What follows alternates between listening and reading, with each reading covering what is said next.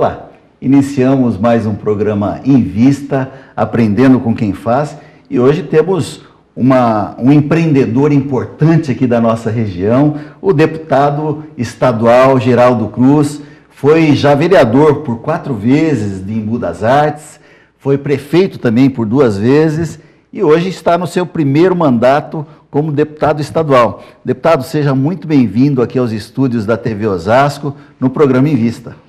Paulo, eu que agradeço aí a oportunidade de bater um papo com você aqui, nessa TV, conhecendo melhor aqui a proposta de vocês, esse projeto que é muito importante do ponto de vista da informação para o cidadão, né? Só para não deixar, foram 3 mandatos de vereador, na verdade. 3 mandatos? 3 mandatos, na verdade foi 14 anos de vereador, né? Eu peguei um mandato que era 6 anos, né? Ah, ok. Depois mais 2 de 4 e de fato 2 de prefeito, e agora eu estou deputado estadual na Assembleia Legislativa do Estado de São Paulo, que é um trabalho diferenciado, né? Para nós foi uma surpresa e até a adaptação nossa, porque quando você sai do executivo para voltar para o parlamento, é uma mudança muito grande da prática, do papel mesmo do legislativo e a diferença do que é do executivo.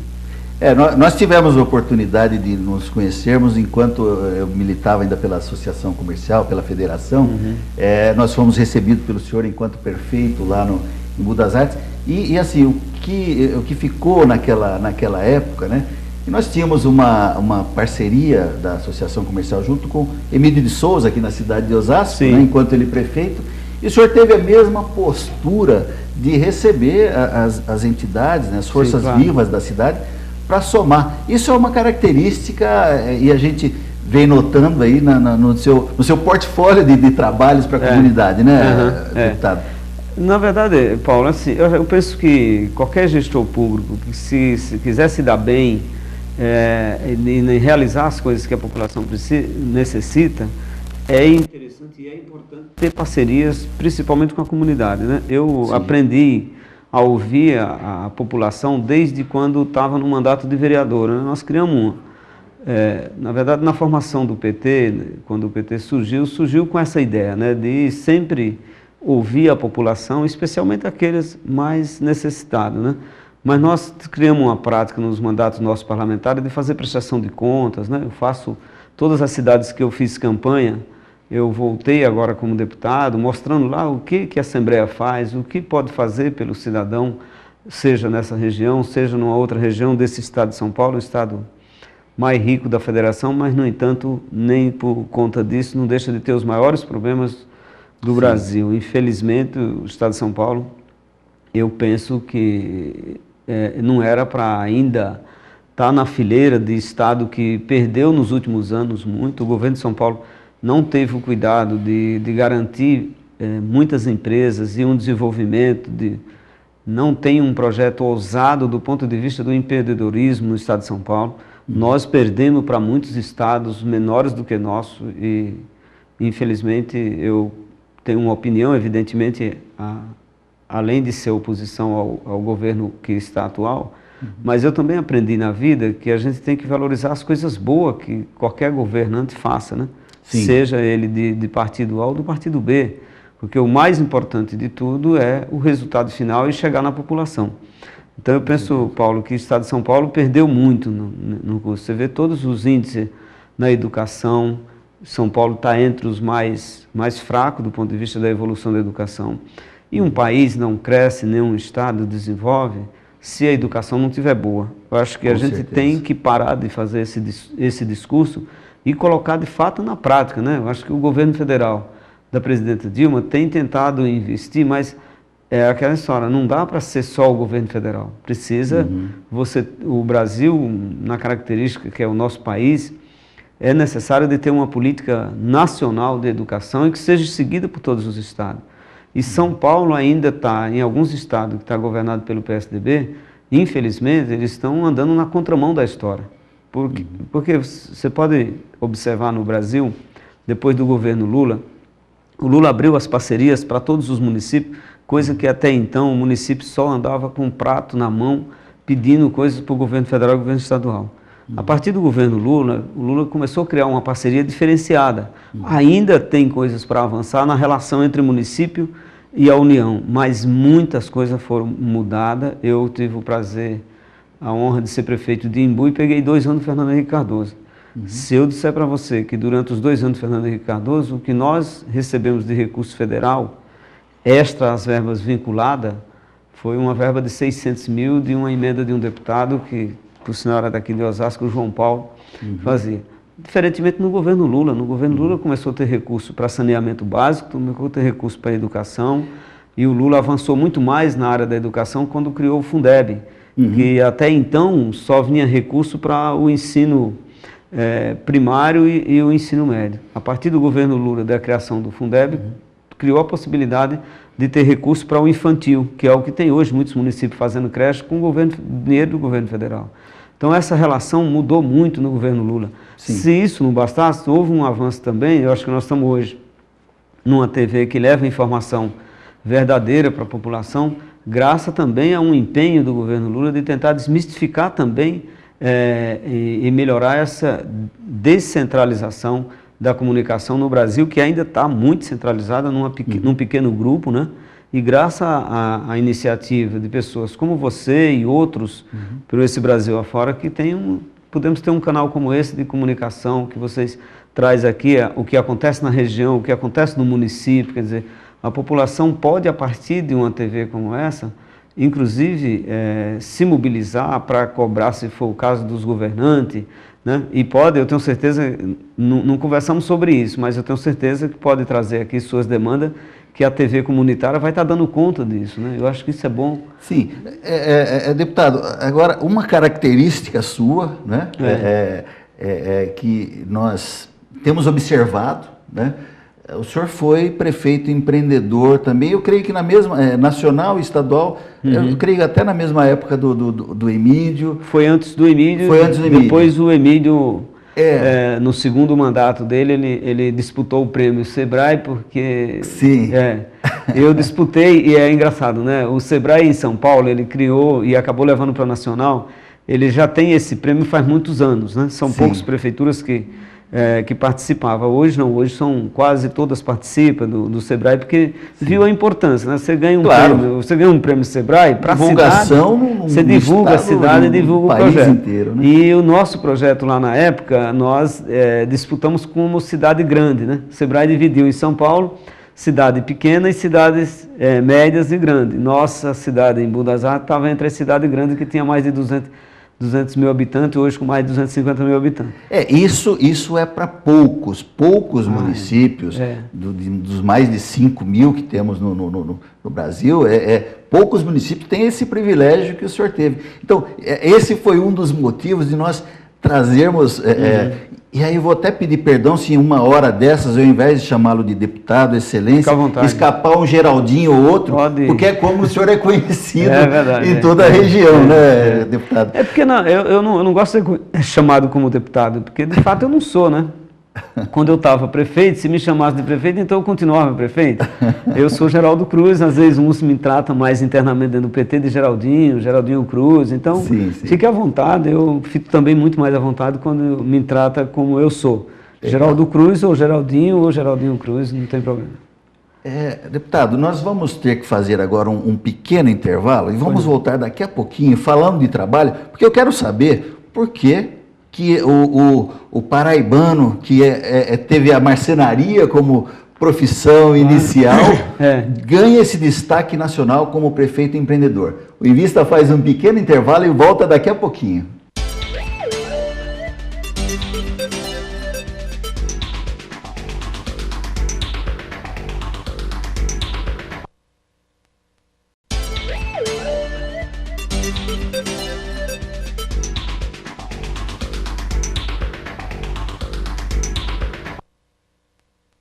Bem, voltamos com o programa Invista, aprendendo com quem faz, falando hoje com o Geraldinho para os íntimos, né? Que é o deputado Geraldo Cruz, da cidade aqui pertinho de Osasco, de Embu das Artes.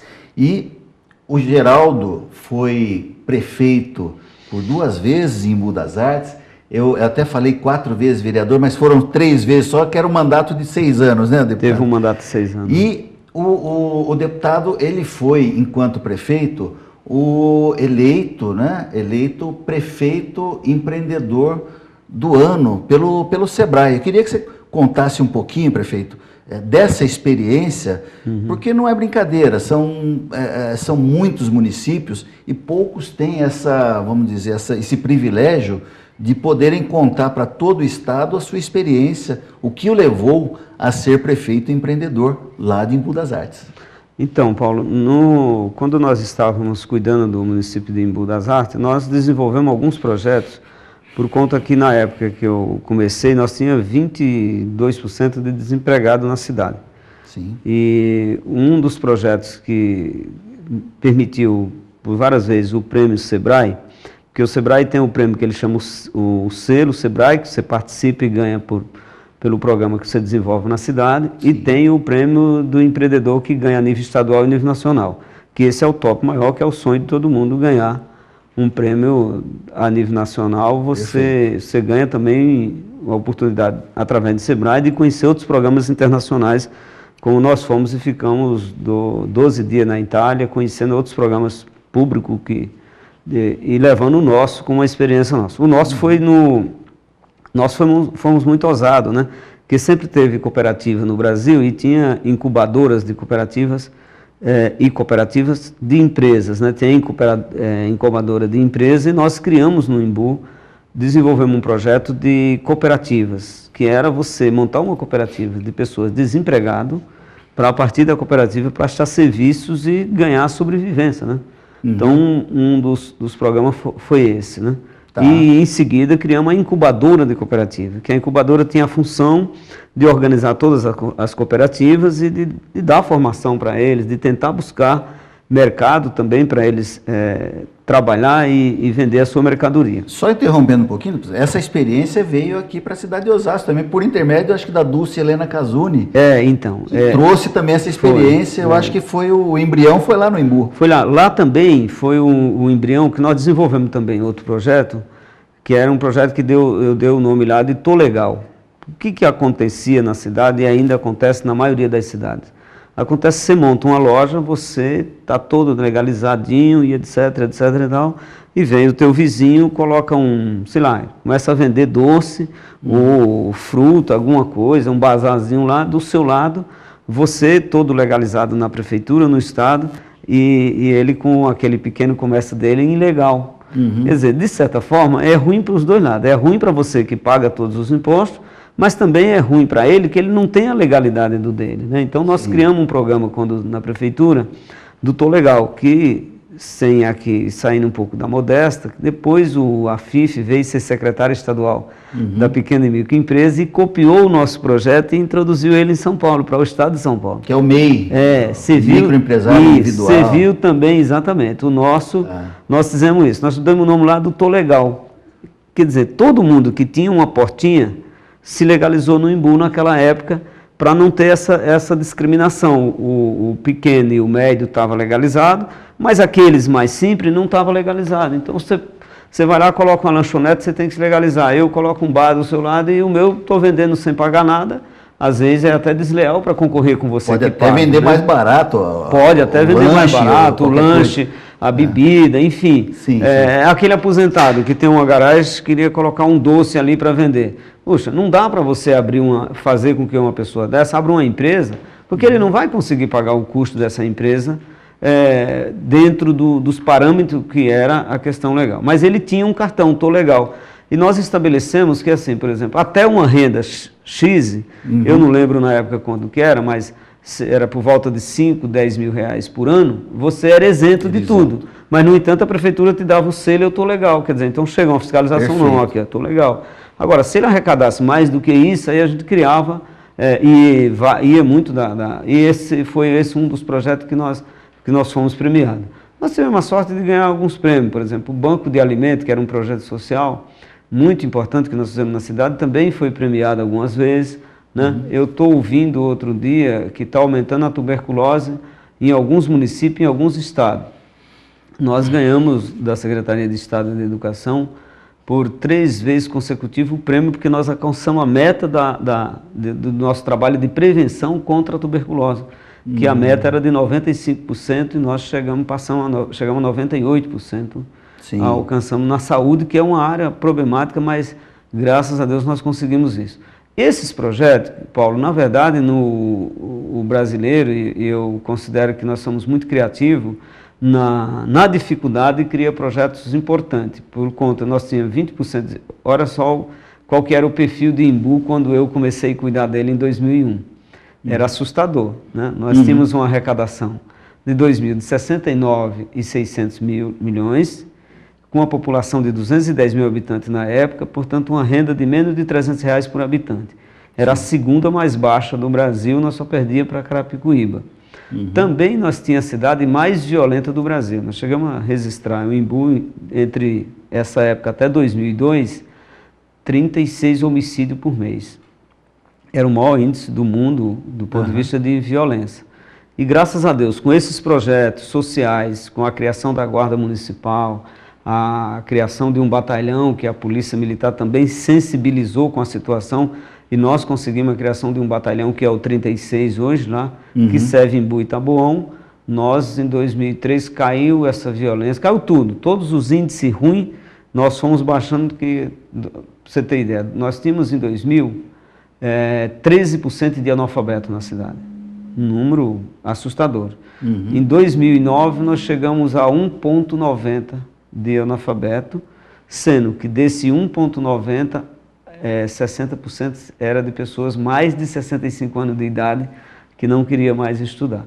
É lógico que com esse modelo de educação que o Estado de São Paulo ainda adota, você vai criando mais analfabeto, né? Eu fiz essa mesma pesquisa agora, nós já estamos com 3. E aí aumentou por quê? Porque veio gente nova para o campo do analfabeto, né? Pessoas que, por isso que eu estava dizendo no bloco anterior, do problema que é São Paulo de não ter investido muito na educação. Então nós corremos o risco de aumentar.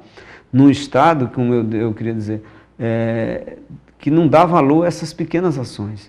E eu penso, Paulo, que o povo não quer muita coisa. Eu fico de boca aberta quando eu vejo algum gestor público, um prefeito, querendo criar projeto megalópolis. E a população quer as coisas simples.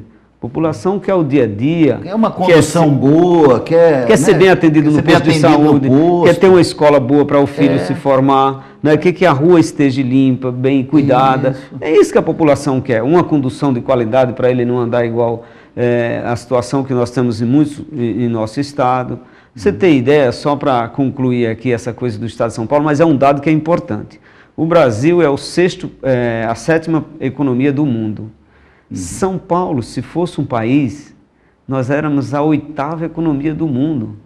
Então, Paulo, nós não estamos falando de pobreza, nós estamos falando de Estado que, se tiver bem governado e bem cuidado, cuidar das coisas simples e tratar bem o povo, gostar de gente, um governo que gosta de gente. Eu acho que a gente tem condição de sair de tudo isso, de sair desses índices de violência, de sair do índice de analfabetismo, de sair desse índice de uma saúde ruim. Precisa ter um governo que goste de gente. Estamos falando com o deputado Geraldo Cruz, prefeito, passou pela prefeitura de Embu, vereador, é um ícone aqui na região, como um empreendedor, e por isso está aqui hoje no nosso programa. E não é à toa que, enquanto ele falava, eu estava dando uma olhada, ele saiu com 75% de aprovação no último, quando deixou o executivo. Mas nós vamos falar disso no próximo bloco. O Invista faz um pequeno intervalo e volta já já.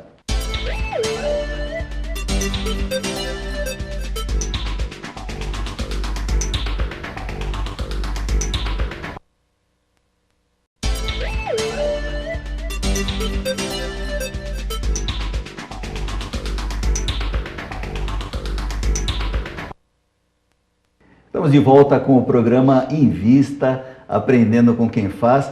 E hoje aqui com um bate-papo muito gostoso com o Geraldo Cruz, que é deputado estadual, né, aqui de São Paulo. Para você que acompanha o nosso programa também nas 50 cidades que recebem a programação, esse Invista aqui da TV Osasco, um grande abraço. E você está conhecendo um deputado atuante aqui da nossa região, que foi prefeito, empreendedor, tem no seu portfólio de trabalhos algumas ideias que até viraram, como ele citou do AFIF, a questão do empresário individual, de legalização de empresas, partiu aqui da nossa região. Então está sendo um bate-papo muito gostoso, e eu quero falar agora, deputado, de projetos. Como é que são os seus principais projetos hoje nesse, podemos dizer que até início de mandato, né? Que faz 1 ano e pouco, né?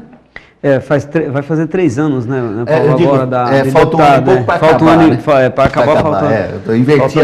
falta menos de 1 ano. É que você acabou ligando a questão de prefeito, né? Prefeito. Sim, é 1 ano e pouco, é verdade. Hoje os prefeitos estão com 1 ano e pouco, nós estamos próximo do final desse mandato. Paulo, né, nesse perfil que nós falamos anteriormente, de acreditar na participação, acreditar nas pessoas, nos seres humanos que nós temos e exar as boas ideias, nossos projetos na Assembleia também teve muito isso. Na Assembleia, nesses 3 anos, nós tivemos a nossa discussão, o foco foi muito na questão da educação, em tentar buscar uma forma de melhorar a educação no Estado de São Paulo. Evidentemente que o parlamento faz leis e dá ideia, mas eu apresentei alguns projetos na área da educação, mas a partir de uma discussão nas escolas, né, fiz um projeto que quero mudar o Conselho Estadual de Educação, que hoje tem uma formação, uma composição muito ruim, muito elitizada, não tem gente dos trabalhadores, não tem os pais da periferia, não tem a capacidade de ouvir as comunidades nos piores lugares hoje de São Paulo. Nós temos um projeto nesse sentido. Nós temos um outro projeto que infelizmente foi felizmente aprovado, e infelizmente o governador vetou, que era de transparência na educação. Porque, Paulo, quase todo mundo hoje, você que está nos assistindo, que está através da internet ou da TV comunitária, você deve ter um filho na escola estadual, ou você estuda na escola estadual. E eu deixo uma pergunta aqui no ar para você, cidadão, e até para os diretores da escola e os professores. Eles não sabem como é a formação do Conselho Estadual de Educação. Você que tem um filho na escola, ou o professor que dá aula na escola, você não sabe quanto a sua escola recebe de recurso, qual esse recurso que a escola recebe, de onde vem e como ele é gasto na escola. Então nós gostaríamos não só dar transparência no IDEB, que teve um projeto na Assembleia nesse sentido. Além do IDEB, você pode também saber a sua escola. Porque se você divulga o IDEB estadual, Paulo, mas você não divulga a condição da escola. Então, como é que eu vou comparar uma escola na periferia de Osasco com a escola lá no centro de São Paulo, que tem toda a infraestrutura? Às vezes eu posso fazer o IDEB acontece numa escola aqui em Osasco, que não tem uma quadra coberta, que não tem um laboratório, que não tem um laboratório de informática, que a biblioteca é aquela biblioteca muito pequena, que não traz informações ideal e não abre para a comunidade, às vezes, a biblioteca da escola, para que a comunidade acesse. Então, nós criamos um projeto tentando fazer isso, né? Com o que dizer o seguinte: olha, o problema da sua escola, muitas vezes, na maioria das vezes, não é do diretor, mas também o grande problema na educação, eu penso, Paulo, que não é de recurso, é de gestão. Então, quando você tem uma gestão compartilhada com a comunidade, você pode melhorar muito a educação. Eu acredito, só vai melhorar a partir de alguém ter a coragem de passar a ouvir o professor que está lá, né, na escola, nos lugares mais distantes, de ouvir a comunidade. Então, nós fizemos um projeto e trabalhamos muito nessa visão de ouvir a população. Fiz seminários sobre educação, fiz na Assembleia, fiz aqui na nossa região. Fui ouvir as escolas, debater o projeto com as escolas, sem problema nenhum, e a partir desse debate melhorou muito. Fiz seminário da juventude para discutir. No seminário da juventude você discute inclusive a educação, que é onde ele está envolvido e está o começo da vida dele. E apresentamos um projeto também nessa área da juventude para melhorar e dar oportunidade para o jovem. Porque se nós conseguir que os nossos governantes, os nossos gestores públicos, perceba que o que o cidadão quer, muitas vezes, Paulo, não é uma cesta básica, que é uma oportunidade. Mas, evidentemente, que você, às vezes, você está com fome, você precisa de alimentar. E esse jovem, nós, às vezes, temos uma mídia, a mídia grande, ela divulga muita violência e aqui em São Paulo, o nosso governador, ele é muito hábito em achar o culpado. Dos problemas que é dele como gestor, ele sempre acha o culpado. Uma vez ele falou que o culpado do problema no metrô era que tinha muita gente querendo usar metrô. Olha, um governador falar um negócio desse é assustador. Depois a violência, ele disse que é o problema do jovem, que a lei não protege o jovem. Não é isso, governador. O problema da violência é a falta de políticas públicas na periferia. É a falta de oportunidade para o jovem. Os dados todos mostram isso, Paulo. Não é aqui uma defesa e contra ninguém. É dizer, nós precisamos cuidar do nosso jovem. Mas cuidar de que forma? Dando a ele a oportunidade. Não é oportunidade de emprego, oportunidade de estudar numa escola que tenha professores trabalhando com amor, com carinho, bem remunerado, né? Que tenha formação para esses professores. E hoje nós não temos nada disso na escola estadual. Na maioria, às vezes, dos municípios. Então, nós precisamos melhorar essa qualidade. Então, nossos projetos na Assembleia, para tentar ser mais breve, foram muito nesse sentido, nessa linha da transparência. Eu acredito que nós só vamos viver num país e no município onde a gente mora, que é o nosso país, bem quando tiver transparência, especialmente com as coisas públicas. Não é transparência de mostrar os números, mas, por exemplo, nós usamos, em várias administrações do PT, a discussão do orçamento participativo. Inclusive aqui em Osasco, o Lapa faz. O que significa isso? Significa, Paulo, o cidadão decidir o que vai ser construído no seu bairro. Priorizar. Não dá para fazer tudo. Não dá para fazer o asfalto, a creche, a escola e a faculdade. Então, qual que é o mais necessário, né?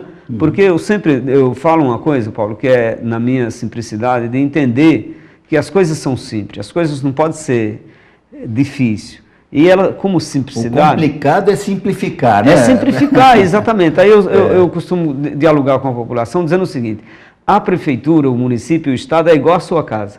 Sim. Aí eu vejo muitos cidadãos, muitas famílias se mantêm bem, vivem bem com um salário baixo. Por quê? Porque ela prioriza. Sim. Ela às vezes deixa de comprar uma coisa que ela gostaria de ter, aí prioriza ali para o filho dela uma coisa mais simples. A comida, sim, ela prioriza, vamos dizer que em casa a gente prioriza a alimentação, sim, prioriza pagar a conta de luz e de água para não cortar. Sim, sim. Daí, quando nós fazemos esse planejamento, aí vai sobrar para um passeio, para uma diversão, para comprar uma roupa. Perfeito. No município é desse jeito, no estado também é assim, evidente com uma proporção muito maior, sim, mas é assim que se faz, né? E perfeito, o empreendedorismo sai daí, né? Os maiores empreendedores não somos eu e você, que é um grande empreendedor, Paulo, me permita fazer esse time aqui de dizer que você é um grande empreendedor. Você acreditou e botou uma TV que se alguém for contar a história, acha que... Não é assim, olha de onde você saiu. Saiu de uma barraquinha aqui no mercado e graças a Deus você tem campo mais. Então muitas pessoas saem de um pequeno para um grande. E é assim que o Brasil desenvolve, é assim que o município desenvolve. Eu acredito muito nisso. E o Brasil honesto tem chance de levantar cada vez mais, né, deputado? Com certeza, e só pode levantar com a transparência, e a transparência é a informação, mas não é a transparência chegando naquela forma que eu não entenda, é uma transparência de dizer, olha, de um prefeito ter coragem de dizer, olha, a arrecadação é essa, nós vamos fazer a creche esse ano, mas daqui a 2 anos nós podemos fazer uma escola maior, daqui a 2 anos nós vamos construir um centro cultural nesse bairro, é desse jeito que a gente vai melhorar esse país, e eu quero, por fim, agradecer a você, pedir desculpa aqui que eu falo bastante, eu tenho muita coisa para falar, tenho muitos sonhos na vida, sonhos que é possível a gente realizar juntos, mas sonhos que a gente juntos com certeza é mais fácil de realizar. Agradecer a você, Paulo, a tua equipe de trabalho aqui, a recepção que tive aqui, muito boa, e espero que a gente tenha contribuído aí com o seu programa para que outras pessoas possam ter alguma coisa a partir daqui. Muito bem, os profissionais já estão cutucando, estouramos o tempo, mas foi muito agradável. Quero agradecer, deputado, mais uma vez, agradecer em primeiro lugar a Deus que nos permite estar aqui falando com você, tentando levar essa imagem sempre boa, essa imagem positiva, que podemos fazer um país melhor sim. Muito obrigado, o Invista volta na semana que vem.